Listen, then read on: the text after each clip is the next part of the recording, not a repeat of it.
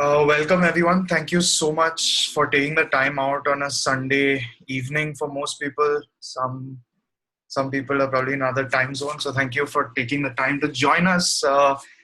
The guest speaker today is Avinash in this second of our monthly webinars. So just to give you a quick idea of what we have planned, Avi is going to he's going to use a presentation and some videos to talk us through this game slash audiovisual experience that he's been developing with a team at Games Lab at my former studio and also current studio now, Quicksand. And I'll just give you an intro about him in a second. What we're going to do is he's going to start with a small presentation, and then I will ask some questions to kind of get deeper into what he's talking about. And then we'll throw the forum open to questions, and we'll see if you guys have questions, either asking directly or messaging me, and I will address them to Avi. Just a heads up, we're recording this because a lot of people are not able to join in because it's Sunday, because of time zone, etc. I just request everyone to kind of keep your mics on mute and your videos off in the interest of bandwidth. Okay, so on to Avi's intro. So Avinash, I think trained as an accessory and toy designer at NIF Delhi, but I then started Quicksand soon after that, where I was working with him for about 3 years back in 2010 to 13. At the time, he had also started Basic Love of Things. He was one half.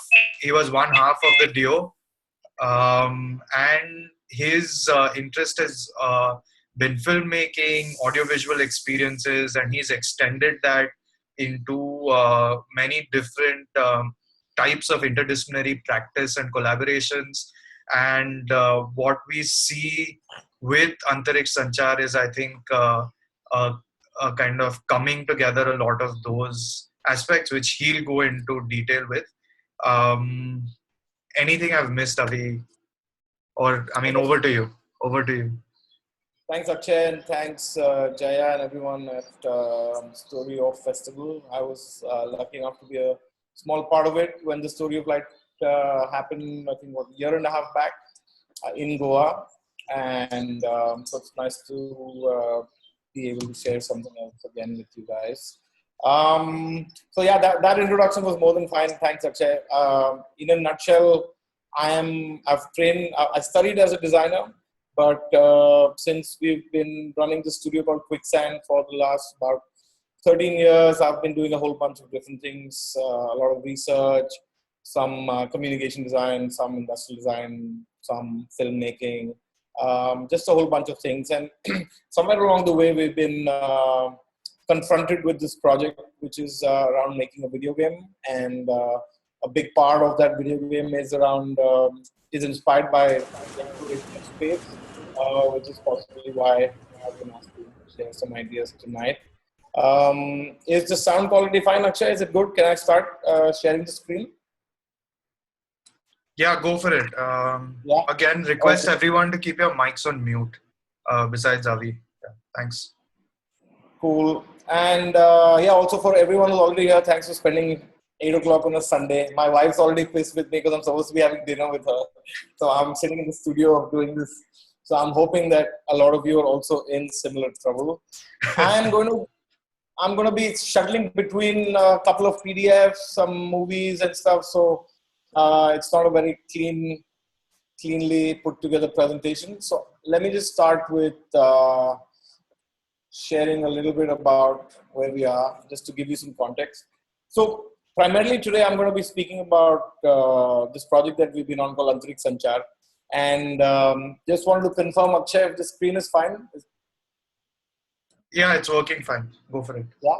Yeah. Cool. So just to give you in a nutshell, this project is produced by Quicksand Games Lab, which is actually not really anything but just a name. It essentially is a small group of people inside our larger studio, Quicksand, and also as part of our festival, UnBox. And we've been exploring a concept with my mother, whose name is Jayalakshmi Eshwar, and who's a Bharatanatyam dancer. She's been dancing for more than 5 decades now, and she's a teacher, she's an author. And this project's really being developed between all of us over the last almost 5 years now, which is, and I'll tell you the reason for the delay towards the end of this talk. And it's also produced by a collective that I was a part of till very recently, and for about 9 years, called BLOT, which also stands for the basic love of things. And as you can see in these pictures, BLOT's essentially my partner Gaurav and me, and I used to do visuals, Gaurav used to do music, and we would do shows around India, sometimes around the world, mostly with electronic dance music.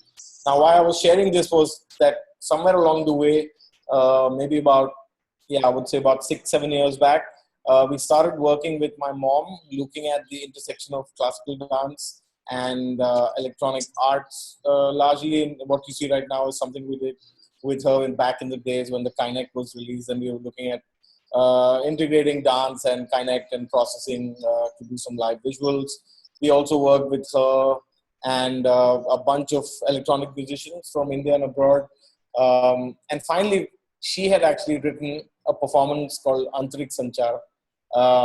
And we performed this with her in 2012 at our festival. And the core of this story was really revolving around the role of mythology, the role of flight in Indian mythology. And it was referring to certain ideas around flying people, flying vehicles, the idea of flight in nature. And we were quite taken in by the story itself, because part of it was quite science fiction-like, and on the other hand, the other part was very cultural. And so for me, it really brought together two very different interests of mine around working with my mom and looking at really old Indian culture and especially forms of expression. And on the other hand, looking at a very free-flowing science fiction fantasy tale about aircrafts and about just looking inside yourself and thinking about the universe and so on and so forth. So what we followed this up by, and in parallel, what was happening was that I was in the middle of trying to start a t-shirt brand for basic love of things. And while trying to make t-shirts, I was constantly coming across this barrier that it's very hard to make t-shirts when you don't really know, when you don't really have an anchor of a narrative, and just to start drawing artwork wasn't so much fun. So I decided that to make a t-shirt line, I must write a story. And so I started writing a story about an Indian who travels to space. And the idea was to maybe make 4 or 5 t-shirts about his adventure. So what you see right now is actually a t-shirt that I made inspired by the work of an illustrator from East Europe called Lutohin. And he specialized in a lot of these black and white, very minimal, but also very deep philosophical takes on the universe and on travel. And so that was the inspiration for this one. And here you can see, so the background story to this was about a South Indian man in the early 1920s who actually travels to Mars, and he sets up a habitat there as a preemptive measure to safeguard India's geopolitical future in space. So he decides in the 1920s that there's a lot of action that's going to happen around this in the decades to come. I need to go there and I need to try out a few experiments and a few ideas. And he does this. So this was happening in parallel to us working on the dance show. And these two streams essentially collided in a way that we suddenly got interested in setting up a lab for exploring gaming. We were interested in maybe creating an indie publishing project out of the story, and also in exploring transmedia and what it meant, and what are the kind of components that might, or the processes that might be interesting and challenging from the point of view of creating a transmedia product. So that's the kind of short background to all the things that happened which conspired to create the game and the project. And my plan today was to kind of take you guys through a whole bunch of the behind the scenes work that goes into creating a project like this. And along the way, I will keep going back and connecting to the idea of space and how that's impacted the work on this project. So when we kind of decided that, okay, this is like a great story and we want to make a video game, because we had a really amazing programmer called Romit who worked with us for the last 4 or 5 years on this game. He was around, I was around, there were a couple of really interesting people we were hanging out with. And so we decided maybe a game is great to try out. And we were on the lookout for an interesting character. And in this case, the character we were looking at was actually someone called Srinivasa Ramanujan, who most of you would be familiar with. And he's basically someone we came across while we were looking for a Tamil hero, a young Tamil hero in his early 20s, who lived in the early 1900s, in the first quarter of the century. And we somehow came across him, and here's something he said, which was obviously a very popular quote, but also very interesting for us, because it brought together the two sort of very different worlds of the rational world of mathematics and the extremely irrational world of say, the dreams, which Ramanujan often ascribed this equations and theorems to, or of just faith and an abstract notion of God. So we were quite taken in by this story again, and therefore what we basically went on and did was, well, we started essentially keeping a small diary. Now I have this diary with me right now. Maybe I'll show you a few pages as we go along. But we basically started with this diary, and we tried to start this, keep this diary of Ramanujan in his, it's like a dream diary of Ramanujan. And the idea was to kind of explore this world of his dreams and essentially use those dreams to craft a story about space exploration and try and understand how a mind in the early 1920s would be dreaming in order to actually travel to space. Now, the interesting part of the story for me, and at least for the team when we were working on it, was the fact that while on one end we were talking about the exploration of Mars, on the other end we wanted to explore some really simple characters who you might come across in a small temple town in Tamil Nadu. So the lady on the left, of course, is inspired by my mom, and we really wanted her to have a special place in the game as a teacher, as a philosophical advisor, as someone who could use dance or Bharatanatyam to communicate scientific ideas. In the middle, we have our interpretation of Ramanujan, and on the right, we have his grandfather, who in a way is an archetype for an older generation, but also someone who's obviously much more embedded in Indian values and has a lot more knowledge and historical ideas of art and philosophy and of culture and music. So in terms of what the, just to make a connection with the idea of space and the idea of exploration, I will now go to a part of the story that's around the exploration of Mars. And here, for example, what I will show you. So this is, I'm just going to the end of the story right now, so I can come back and I'll keep going back and forth a little bit, and might be more interesting than just telling a chronological story about the game. So the game itself is based on an exploration idea of inhabiting Mars, which combines botany and kind of the natural sciences with art and psychedelic expression, and with this idea of additive manufacture. And so what you see right now on the screen, for example, are the heart of what Ramanujan takes with him in order to be on Mars, and these are called SERMs. Avi, sorry. Yeah. Right now on screen we see a image of your mum and some 3D models. Wait. Okay, so maybe I need to share the screen. Okay, sorry. Let me just, I think I need to just stop the share and start it again. Hold on. Sorry.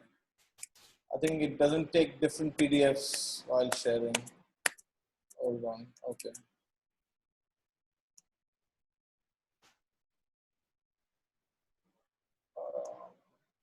Yeah. How about now? Is that fine? Yeah. Yeah.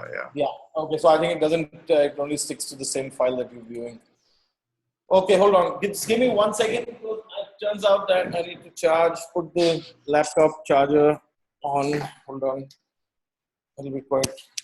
Yeah. Okay. Here we Cool. So what you see on screen are essentially self-evolving replicating machines. These are coming from the logic and the dreams of Ramanujan. And the idea was to kind of look at a combination of what could be sort of evolutionary machine creation, which can be based on extremely simple forms of life.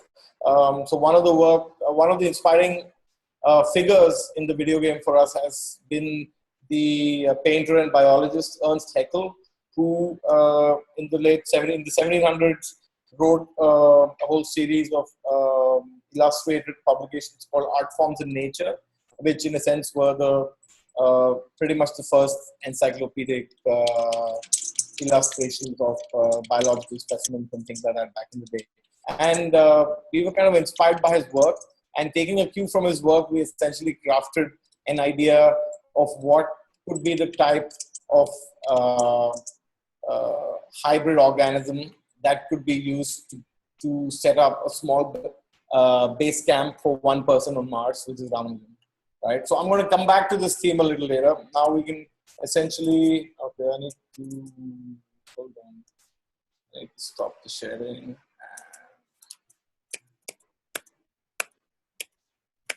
Okay, sorry.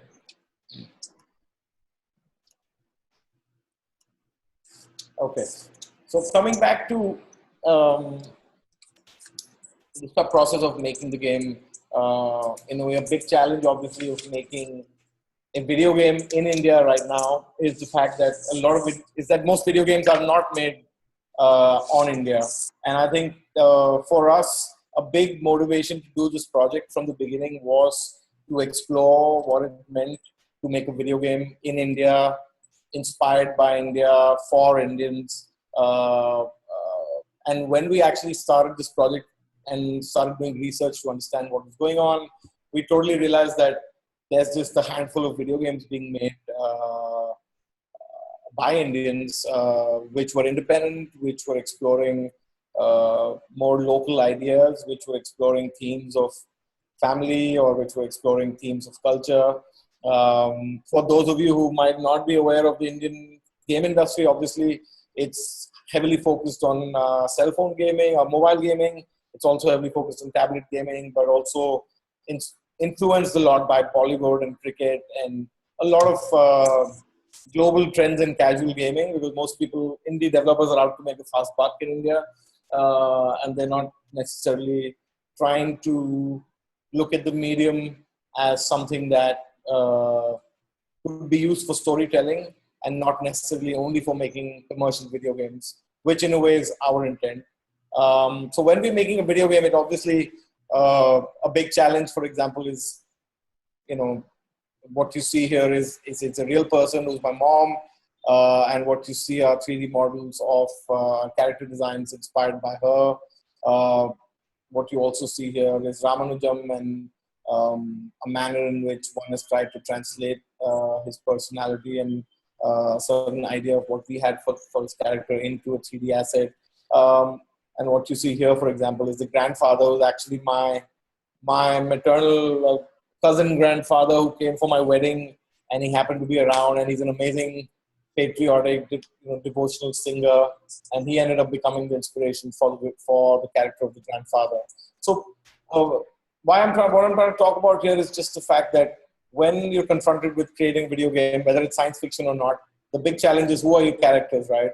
And for us, the big thrust from the beginning was to just look at people we knew, and in a way almost look at not creating these fantasy video game characters which often get made, but exploring these very simple characters and real people, but putting them through a situation that was heavily invested in fantasy. What I'm showing you right now are certain ways in which we went about trying to visualize the game story, or not just of that on Earth, but also the travel and the preparation for Mars. Here, for example, is a photo montage of Ramanujam and its great grandfather and great grandmother, and a tarot reader, a horoscope guy giving him some advice. We were also looking at the nature of Ramanujam's dreams. So a key idea that is embedded in our Ramanujam is the idea of synesthesia. And this is coming a little bit from my own background as a VJ, exploring audiovisual performances and looking at how music and visuals relate to each other and so on and so forth. And so we were essentially looking at seeing how the mathematics Ramanujam could essentially become a synesthetic Ramanujam in our world.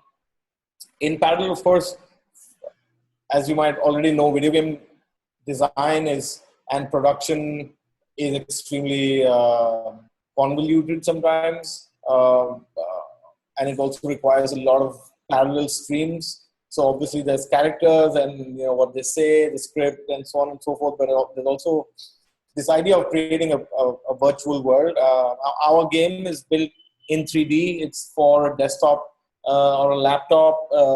So it essentially meant that we needed to not only learn about video game design, but we also needed to learn a whole lot about how worlds are created inside a game engine and inside a 3D software, and how to kind of figure out how do you create an Indian village with a team of 2 or 3 people with very little money, and that's was a central challenge for at least the first couple of years for sure, and definitely longer. So what you see here is some cross section from some research we did in South India, especially in Madurai, which is the temple, which is the town from which our town is inspired from, and the Meenakshi temple, but also from, we did some research in Chennai, in Dakshin Chitra, which you see right now, which are again looking at architectural studies, product details, forms, interesting motifs, and so on and so forth. Here you see again some background info, which we felt was necessary not only to craft interesting stories and details, but also obviously to create a great library for us to build our 3-dimensional world from. We also explored how the Meenakshi temple in Madurai could be a part of the game, and how, and for anybody who's aware and has been to some of these Tamil temples, some of the most important ones, you obviously would understand that there's something much larger than the average daily kind of architectural experience going on. And ever since we started the game, we've been looking at the architecture, at temple architecture with a very different lens, and with definitely a lens of science fiction. And for us, this architecture is kind of almost very, very futuristic, obviously at the same time as being extremely old world, and therefore very iconic for the kind of work that we're doing in the game. At the same time, from a science fiction point of view, we were also looking at being able to tell a compressed story of time and space. For example, a lot of the early research we did were in different museums in India, in Berlin, in London, and this one's an artifact from the National Museum in Delhi, and it was looking at, it's essentially telling a meta story through inscriptions on a horn. And our idea here was to see if we could essentially represent the world of our video game inside or on an object similarly inspired from this horn itself. And this is something that one of the guys on the project, Avinash, who's still working on the project, did as a mock-up. And we actually even prototyped this and took it to Unity, and we explored it as a map inside the game later. So some of the work you see on the pillars here, on the left and right, the colorful pillars are actually is just a kind of a collage from some of the work of Ernst Haeckel, the biologist I mentioned earlier, who's also, like I said, the inspiration for the living beings that help Ramanujan stay on Mars. But we were essentially trying to see what could be a combination of moving from a very traditional architecture and heritage-based environment to an environment that was inspired by South India, but could still retain a more fantastic quality. So, for example, in this What you see are the traditional cooking instruments that the mother is using for grinding, for making paste, for scraping coconuts and cutting mangoes and things like that. And at the same time, Ramanujam is trying to create machines for his mother so that she can get rid of some of the drudgery. So this machine over here is a cross section of a machine that makes rasam and sambar and various kinds of like gunpowder and various kinds of pastes and powders for his amma in the kitchen. We also were exploring, at the time in a fun way, exploring what, there's a very interesting book called, I think it's called What to Pack for Mars, or it's called Packing for Mars, I think. And it's about this, it's by this lady, and she's essentially taking you through all the various things that you need to really pack and put together for a trip to Mars. And so I was quite inspired, and it was a really fun book. And I was looking at what would be the kind of things that Ramanujam would need to take. So here on the left, you see a curd rice factory that he would have built underneath his home, which would essentially help him take Tair Sadam or curd rice from his amma to Mars in little different boxes. And you can see the little assembly line going. And it's obviously, as you can make out from the sketches and hopefully from some of the visuals, that it's not what we're trying to create is not a hyper serious, crazy kind of intellectually completely thought out adventure. There's a lot of whimsy, there's a lot of fun, and a lot of illogic, if you want to call it that. And on the right here is a book called Eating Anthropocene, which actually featured the curd rice that got referenced in this in our game. So that's kind of like a interesting connection.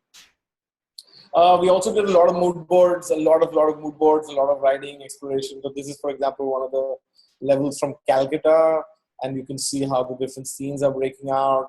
You can see on the bottom right that he's meeting Subhash Chandra Bose in Calcutta on one of his explorations, who actually inspires him to travel to Mars. Instead of just making theorems, he inspires him to be a man of practice and a man who actually goes and does stuff.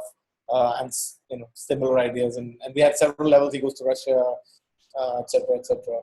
But a big part of the science fiction learnings and the space exploration learnings that Ramanujam has in the game actually come from his time at the Meenakshi temple. And what you see on this slide on the left and right are actually two chambers from inside the Meenakshi temple. On the left is our interpretation of the kitchen, and what you see are two hands that are using an old Ayurvedic system for describing taste in terms of its sweetness and sourness and spiciness and things like that. And this is a little level that we thought of where various food objects that are being sent to various parts of the temple are being presented to these two hands. And the tongue that you see in the middle essentially tastes the food, and then the hands essentially tell you what combination of taste is it. So this was an idea for a puzzle. On the right is a sort of a what's the word? A small shrine for eyesight and for visuals that's looking at expanding people's notions of what they see, what they don't see, things like that. We also explored Ramanujam's dreams, because for us, Ramanujam's dreams were the portal to his science. To the science fiction adventures in the game of his travel to space. And we essentially looked at creating various ideas for a machine that could help him dream better. And this is a machine that, for example, and this, what you're seeing right now is actually various visuals from for some photography we did at the Berlin Industrial Museum, and also some images from the Wellcome collection. And we were essentially trying to use this technique of photo montages and collages to create ideas for his dream world. And this, for example, you see on the left an Indian army officer, and on the right a British army officer. And this scene is essentially trying to explore the relationship between India and Britain in a way, but also between what it means to be free versus what it means to be politically independent. And the impact that has on your mind and on your ideas and on your philosophy. So through scenes like this, I guess we just try to be funny, but at the same time, obviously have a few background tones. What you see here is a useful thing to look at from the point of view of the game. And here what you see is our attempt to kind of move the symbology and the kind of visuals of the game from a very Hindu visual game to something that borrows from that, but actually pushes it to a place of nature worship. So here you can see that Meenakshi, whose name literally translates into she with the eyes of a fish. You can see that her shrine is now made of a fish, and she is in fact a fish and not a devi anymore. And similarly, we were exploring the work of Ernst Haeckel, like I said, and these are some of his paintings of radiolari and of small organisms from the sea. And in the game, in effect, the community worships these microorganisms and paintings. And you can see on the back, there's a stained glass kind of situation, which is what these guys are painted as. We also looked at the place of puzzles. We also looked at how we could kind of play with some of the traditional motifs a little bit. So here you have a Dwarpal or a Rakshasa, and we're looking at how we can make it a low poly Rakshasa and kind of bring a little bit of fun and different kinds of color schemes to it. We also looked at, so these two, for example, are two of the 7 horses of the sun. And this is a little sequence that comes right towards the end of one of Ramanujan's dream when he's just about to wake up. And these are now actually animated. The horses move and the sun moves and smiles and so on and so forth.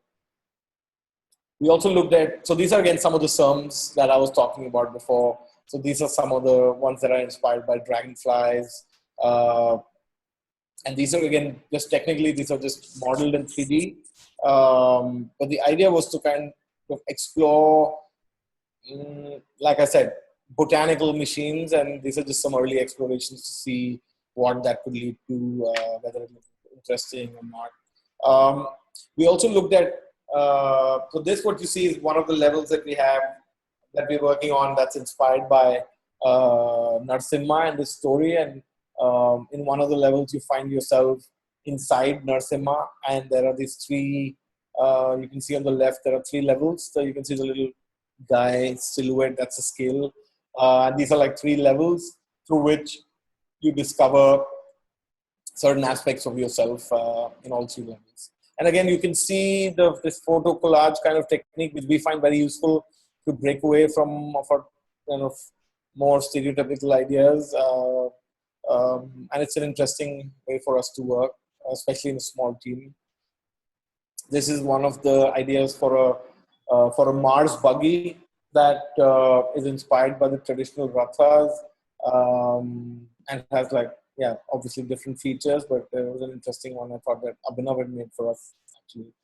So, Avi, I just want to step in at this point because we're at about 25 odd minutes into the presentation. I just wanted to ask a couple of questions, if that's okay. If there's something very specific you wanted to share from the presentation. No, go for it. Ask me anything you want at any point. Okay, super. So I just, one is, I think, for those not very familiar with what the game itself looks like, because we've been looking at, bits and pieces. If you can just show that gameplay trailer video, and then if you can just share the link first and then put the video on. Yes. So let me just share the link first. So just to give you guys an idea of where the game is, and correct me if I'm wrong, Avi. So they've been developing what is being called Antariksha Sanchar Episode 0. And the idea is, and it's been greenlit on a platform called Steam, which is for independent and commercial gaming, and which is a huge deal if you're an independent game publisher, because the community votes. Now, for that, Avi and the Games Lab team prepared a trailer. And actually, it's the visuals from that trailer that got me extremely excited about the thing. And so Avi shared a couple of links. He's also going to share his screen to show the video. But I think you might not get the full experience of the sound. And I think when we were testing, we found some lag. So please feel free to click on the links and just sort of follow the video along. And Avi, if you can just share your screen also. I think some people are on the webinar using their phone, so they're not going to be able to.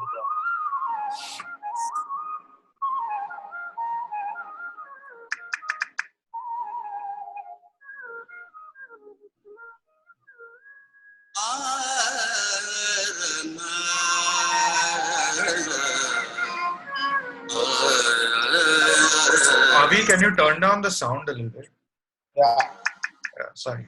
No, I think you have to do it from the video. So if you can just talk over these visuals a bit. Yes. So what you're seeing right now are actually screen grabs from the actual video game as it exists right now. And sorry, 1 second. And this, for example, is the dream machine that I was talking about. Let me just go back a little bit. So that's the dream machine that I was talking about. And what you see here in the room is this little contraption that is built so that you can go to sleep every night. So what you're seeing right now, like I said, is from the game build that we have, which we built on Unity. Right now we have a 1 hour game, but the problem is that it's not optimized, so we can't put it out. So we're actually rebuilding the game again, and our hope is to make something that looks like this, which it already looks like, but something that could be, as you can see, it says August 2016. But I've been saying that the video game is going to come out in 6 months for the last 4 years. Yeah. So I don't know what that means. So this is one thing. I'll just show you another little video which can give you a better sense. Hold on, let me stop sharing this screen. Okay. Yeah. Also, while Avi is doing that, just message to everyone, if you guys have any questions, if you could just private message me using the chat. You can access the chat at the bottom of the screen on the computer. I'm not sure how it looks on the app. And just send me the question and then I'll ask Avi the thing. Okay, thanks Jaya, I got your question. Yeah. Just okay. for, so this is the other. This gives you a little bit. Let me just make the screen a little smaller. Oops. Sorry. Yeah, maybe you can play it like this. So this is stuff from the. This is another trailer, and this shows you a scene where he's actually in his bedroom, and this is his telescope that he's using to actually spot. So he's working on an experiment. When you start the game off, you realize that he's working on an experiment which involves this telescope, and he's essentially trying to he's created a little device through which you can hear the sounds of stars, and he's essentially using those sounds to create the aura of the stars, and through that trying to locate certain organisms in that. You also get to experience Ramanujan's diary, which is actually based on a real incident of his lost notebooks, and you get a sense of the kind of things he's been observing, the kind of inventions he's been making. You get a sense of his dreams, and you also get the famous letter from Ramanujan to Hardy back in 1913. So you actually start the game on the night that he's written that letter, and he's going to send it to Cambridge to describe some of the dreams that he's going through. And so that's kind of a interesting point in that. This is what you're seeing right now is another scene from the cave in his dream, and this gives you a sense of the kind of conversations that are happening. So obviously it's a point and click adventure game. So you can have interactive conversations with different characters you meet, you can solve puzzles. And what you see right now is a concept card system through which you can learn a bit more about the background work of the game. So it almost functions like a little encyclopedia. So hopefully that gives you does that give you a decent sense of what the game looks like? Maybe I'm not the right person to speak for it, but if you guys can send us messages in the chat. Okay. So Jaya says yes. Okay, so I have a question. But I'll ask Jaya's first. so one of the big things for us with the story of Foundation and the story of Space is about interdisciplinarity. And in terms of that, it looks like the game and the process of developing the game has been about combining science, arts, math, gaming, history, um, botany. I guess that's part of science. So, how was the experience collaborating to make that happen? Like, how have you brought in all of this? It can't possibly have been just you and Romit. So who are the other people you've been working with, and how have you done that? It's taken a long time. Can you just talk about that a little bit? Sure. So let me just anyway share a screen while I'm talking about that, because it's a little easier with some examples. So just in terms of the collaborative stuff, obviously making a video game is like making a film plus a few other several more additions on top of it.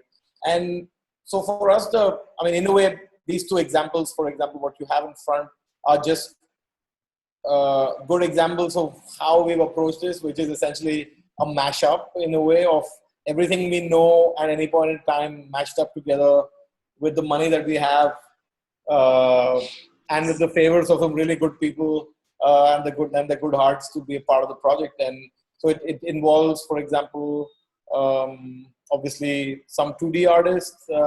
There's a guy called Dhruv who worked on the game, and I'll show you his work right now. There's a guy called Yuvraj. So they're kind of 2D concept artists who worked on the game on and off. There's somebody like Abhinav, who's an architect and new media designer from NID. There's, of course, myself. There's Romit, who's the programmer. And then there's a guy called Sarvesh, who's a 3D modeler. But we've actually had a very, very small full-time team. It's only, at any point, never been more than 3. And right now, it's just me. So it's me and a couple of friendly people who are helping out. But this image, for example, is perfect because these two images are just created by cutting up the covers of several science fiction magazines and just putting it all together to create a concept, which, for example, on the bottom right, if you see the little plotter, that's exactly the plotter that was there in the video game right now, where he's getting the sound of the stars, right? So, in a way, it's just like a mashup, and I can show you, let me just show you a good example of that. Again, what you see right now, I think in terms of, video game is obviously, it's collaborative in a way that obviously many types of disciplines work together. But at the same time, I think it's really collaborative in a way that different times relate to each other in a very different way. So when you start thinking of the story, when you have a big idea and you start working on it, you're forced to pretty much redo it again and again and again through a process of iteration in a way that often, say, for example, this concept of what you see right now is a conversation that's happening between Ramanujan's grandfather and him in a dream. And what's happened is that his grandfather has a singer, MS Subbalakshmi, coming in the next day, and now she said that she's not coming, so there's a crisis, and he has to create a music machine which can sing a Carnatic song, right? Now, what happens is that that's an idea that came maybe a long time back, and then we had the idea of making a music machine. But when we started making a music machine, I'll show you what happened really quick, which gives you a sense. I'll just share another page. Here we go. Okay. So here, what I'm sharing with you now is a briefing document for that music machine, which ends up being like a 52-page music briefing document for just the music machine, which obviously then ends up having where is the cave, what kind of rock is it, and we arrived at columnar basalt because columnar basalt is one of the only rocks from the Earth that's also present on Mars, for example. So we thought that might be okay. So I'll just interrupt you here because Jaya messaged and it was on my mind as well. I think where the question was coming from was also, this is sort of like a hardcore understanding of xenogeology, or I don't know if that's what it's called, right? But are you interacting with scientists, or how are you bringing that aspect of hardcore real science into this? There is some amount of myth in this and a lot of science fiction, but where is the actual science in the science fiction coming from? How are you bringing that in?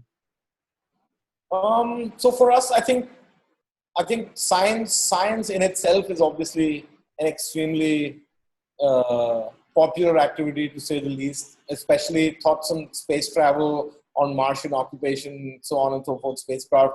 I mean, it's not something that's new, or it's something that has a huge legacy. And so for us, I think the way we're approaching it is that, in a way, art and fantasy, for me, are really amazing containers to think about science through. Because art, for example, is encompassing, it's speculative, through art you can, for example, in just taking the case of our story, if it through an art or a fantasy lens, you can have a South Indian traveling to Mars in 1920. Through science, you most probably can't. And Yeah. it's often, if you look at some of the trends in science right now, you will see that there is an increasing reliance in a way of going back to maybe what was the golden age of science fiction. In a way, there are several streams right now going on where one is looking at the act of speculation as the umbrella within which the science and rationale of practical activities take place. And I think, in a way, our take on science fiction is keeping art and fantasy first, and keeping the connection of that art and fantasy to real people's concerns alive, and then through that exploring our own unique take on what could be science.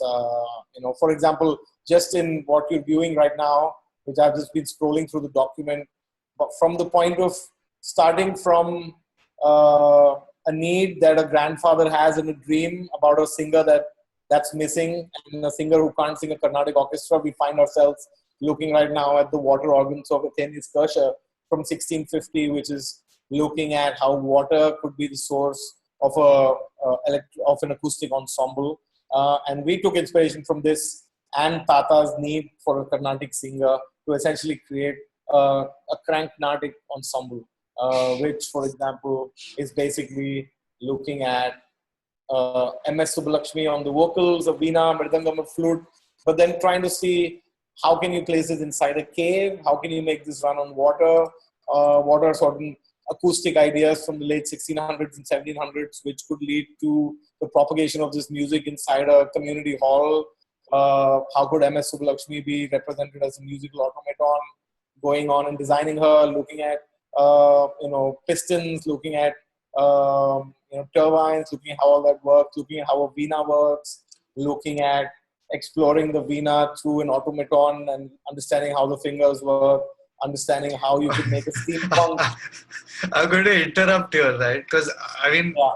what I'm getting is then, like, you're not necessarily going out there and saying, okay, we need to understand about Mars, and so we're going to find an astronomer or someone who's an astrophysicist for this, or a musicologist when you need to understand the veena. It goes into really not having blinders on about your discipline, right? And so being multidisciplinary as an individual is where each individual in the team comes from. That's what I'm hearing. Oh yeah, totally. I think there's I'm not so much into quotes, but there's a very interesting quote by someone from the MIT Media Lab around the time. I think it was the dean when they started. I forgot his name. But the idea that someone asked them, what sort of people are you trying to get into the lab? And what he said was, we want people we don't want to create collisions between people. We want to have people who already had collisions inside them before they come in here. And I think, that applies really well to the game and to the project, because unless you have individuals who have already trying to connect or trying to look out for interesting connections in their own world.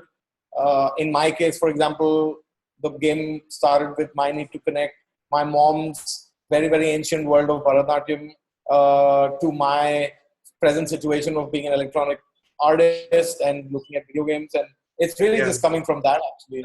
And therefore, I feel like, like I said, I feel like art and philosophical thinking, I feel, are very important aspects of science and very important drivers of scientific progress. I'm not a scientist by far, obviously. I'm not even a very logical person.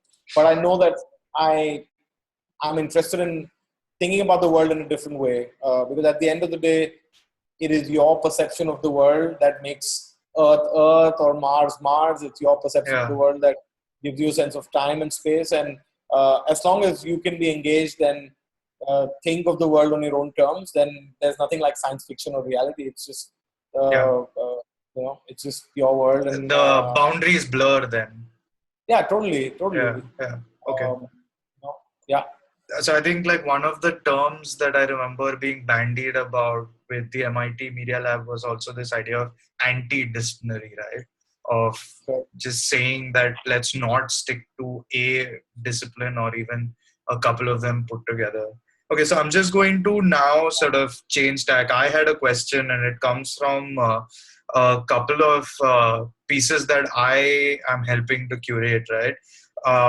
And this idea of local narratives around science fiction, right? Well, there's now, I mean, as you're aware, as a lot of the conversation that is happening in the circles we're part of, far too much of literature and science fiction comes from a space that is dominated by the Western, global North, white, male kind of lived experience, right? And so there is a movement to kind of get more voices from the South and from other non-Christian kind of communities, cultures, things like that. So where does science fiction sit when you think about India, right? Like what is our science fiction?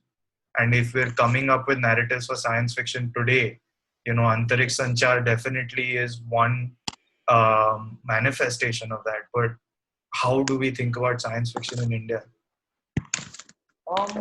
So yeah, for me, I mean, I feel like to start with, I feel like where we are right now as independent artists or science fiction writers or whatever the case might be, I feel like one has to really look at hyper local or hyper locality being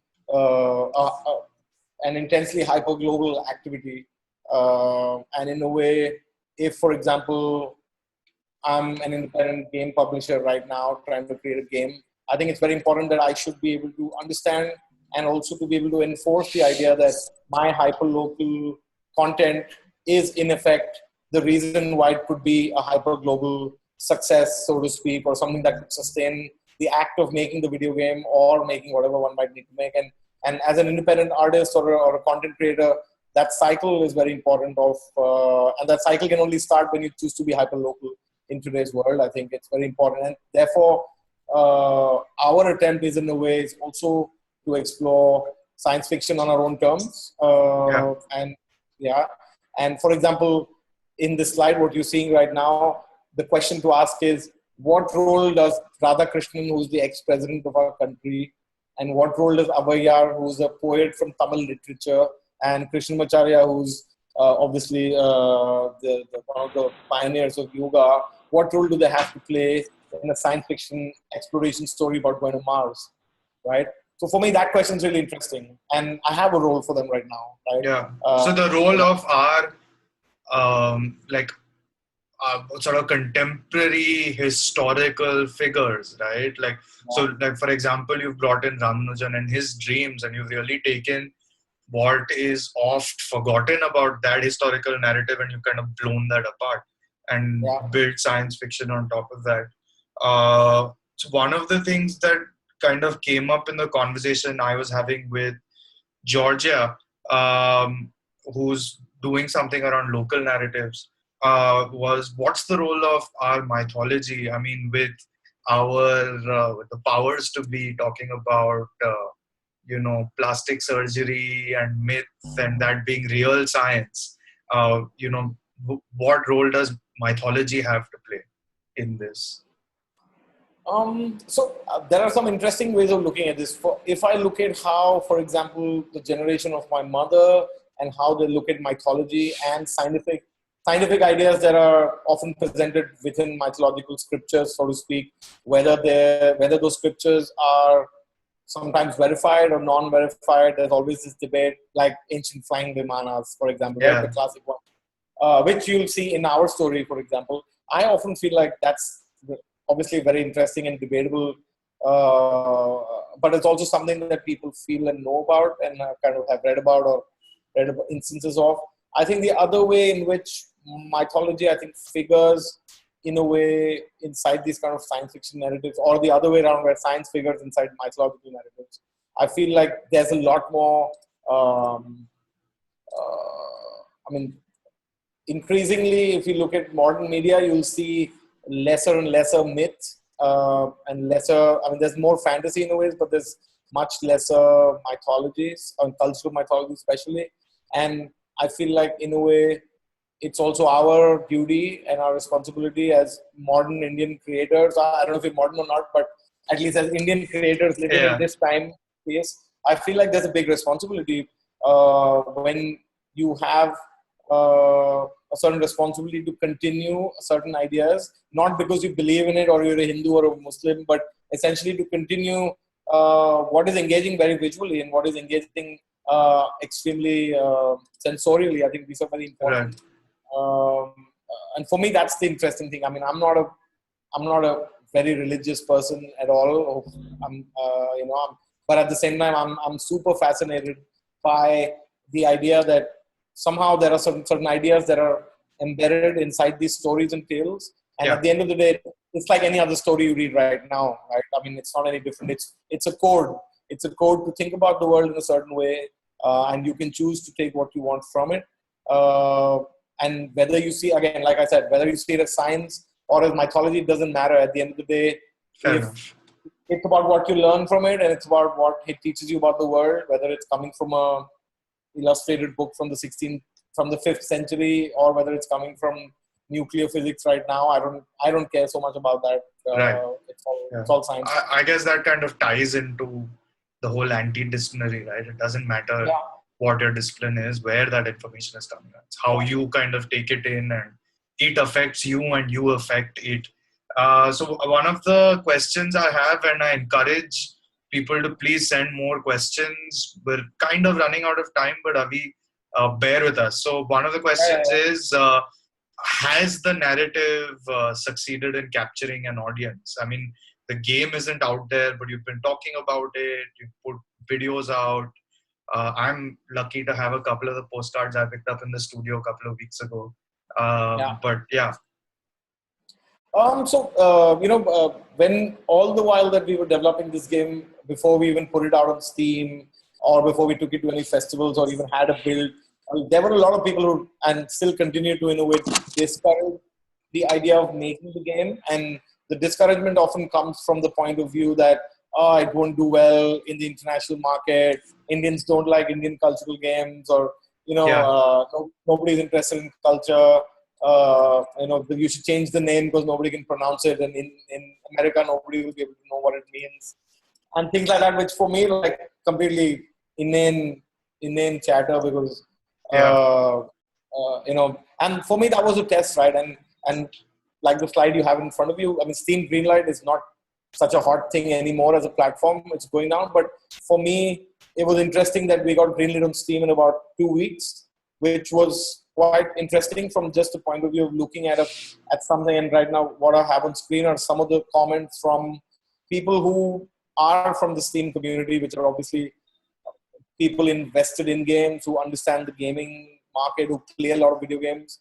And it was really heartening and interesting to see not only Indians, but also a lot of foreigners looking at the video game in a different way. And last year was really great for us. Since June, we actually sent the build that I showed you a little bit from the trailer of. We actually sent that to several international festivals. These are some of them. We got selected in all of these. And some of these are some of the most important video game showcases in the world right now. And so that was obviously very encouraging that we could, these are, for example, some of the pictures from the testing and things like that. And of course, on Facebook, like you said, these are some of the comments on Facebook over the years. Again, not to like blow our own horn on this, but for us, it's just interesting that it I think speaks a lot about why you shouldn't listen to your own peers often, because when you work in a certain industry, whether it's electronic music or video games or design innovation, people who work in certain industries often feel like things are really terrible and they can't do things, and that there's certain limitations and boundaries. Yeah. But at the end of the day, real people for whom most of these things that we built are meant for, like real kids or parents and people interested or designers or artists, they love the idea that, people just, which I find quite funny, because we were at at a game conference a few months back, and the question from the audience was, so how did you even come up with an idea like this? And for me, it's strange, because I would imagine that if any Indian had to make a video game, they would think about making a video game about India, because our culture is just amazing and fantastic. And, you can make a video game about several families in India, right? You can make a video game about languages, about culture, about each state, about food. You can just make video games on India your whole life and you still wouldn't be done with the job, right? So for me, the question of how did you come up with an idea of an Indian video game is like completely silly, because it's the most. Why would you do anything else, having been immersed why would in you this do anything else, right? And that's the irony of all these things also, that often we work with concept artists who don't, for example, work on Indian themes at all. You can ask them to make Nordic architecture or a Viking's home, and it'll be amazingly accurate and beautiful.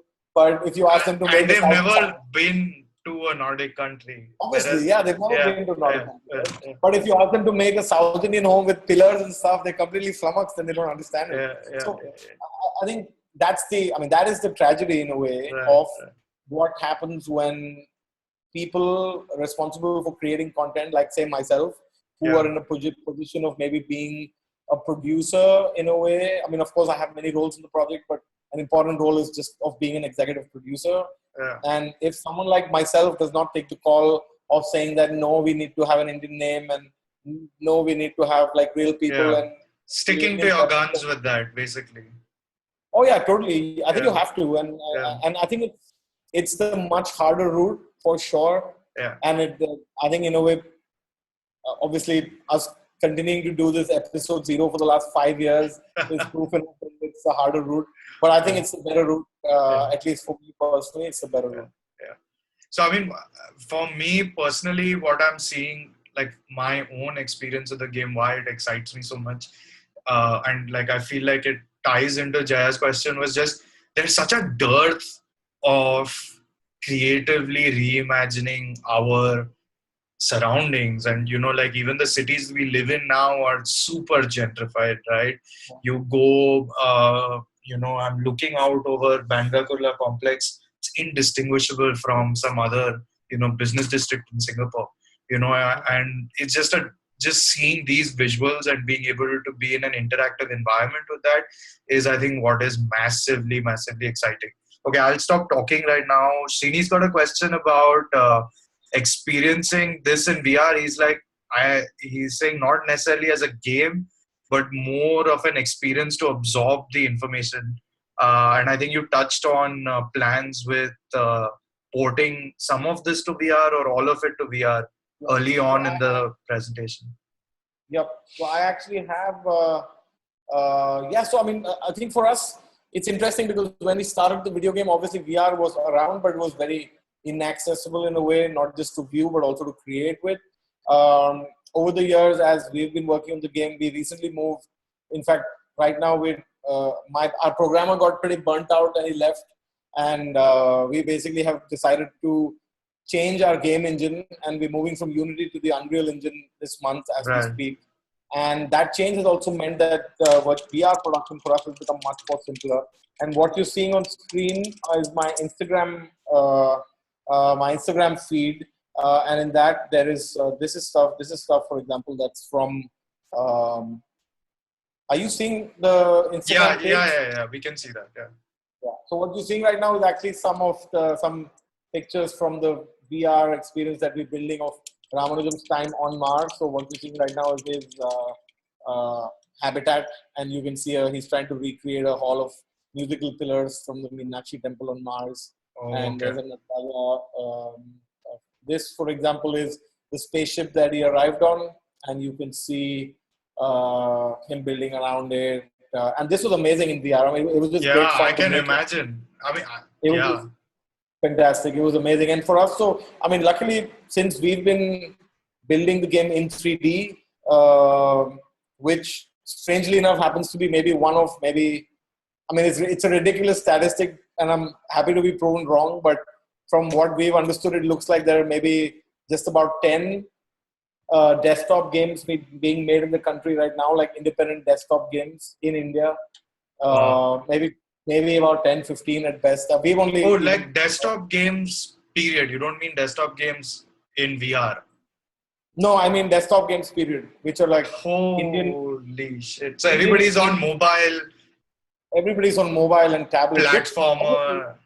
Yeah, it's understandable, but at the same time, it's completely ridiculous to have a statistic like that for a country like this. But for us, like I said, because we've been building in 3D, now when VR is extremely easy to produce and to work with, for us, it makes total sense to... I mean, it's very easy to just work because we're in a 3D environment anyway. So it's just a... Yeah, it's a small port. Yeah, it's a very small port. Okay, cool. So we're at the 1 hour, 5 minute mark. I don't want to keep you any longer. I have to meet Urvashi in a week or so, so I don't want to get yelled at. So unless anybody has other questions, Avi is usually quite accessible. So you guys can get in touch with us at Story of Space, and we'll put you in touch with him, or even directly on his various social media places, Twitter, Instagram and stuff. Thanks a lot, Avi. I don't think we've got time for any more questions. If you've got questions, share. Jaya says congratulations on the project. And I mean, honestly, I'll say this on behalf of everyone. Like, I want some stuff out there, man. A game will come. I keep posting on your Instagram from time to time. Just start selling posters or something. It's just such incredible art. Such incredible art. But yeah. Cheers. Very soon. Very soon. Cool. Yeah. Okay. Thank you so much, Avi, for taking the time out this evening. And thanks everyone else who was here through the whole thing. And we're losing people steadily now. Okay. Chalo. Thanks, Avi. See you next week. Bye. Bye.